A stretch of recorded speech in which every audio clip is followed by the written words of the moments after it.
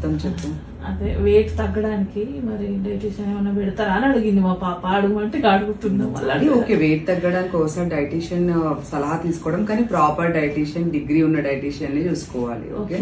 ఇంకొకటి ఏంటంటే జొన్న రొట్టెతో ఏమైతుంది అన్న ఇప్పుడు జొన్న అదే పచ్చజొన్నలు తింటే కొంచెం గవర అవుతుంది. మొత్తం అవే తింటే అంటే షుగర్ కూడా పెరుగుతుందని వద్దంటున్నారా? లో అవుతుందో ఏమో. తెల్లజొన్నలు తిని సరిపోతుంది అంటుంది. అంటే తెల్ల జొన్నలు పచ్చజొన్నలు ఈ రెండు యాక్చువల్ గా జొన్నలు ఏవైనా కూడా బాడీకి మంచిది.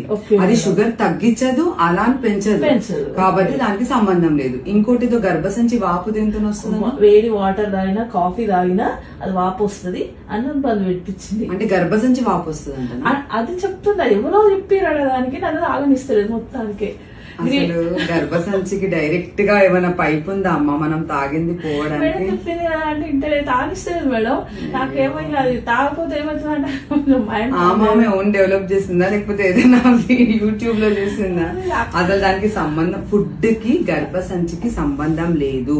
అంటే పీసీఓడిఎల్ వేరే ప్రాబ్లం ఉంటుంది, చిన్న పిల్లలకి ఇట్లా వెయిట్ ఉన్న వాళ్ళకి వస్తుంది, దానికి ఫుడ్ కి సంబంధం.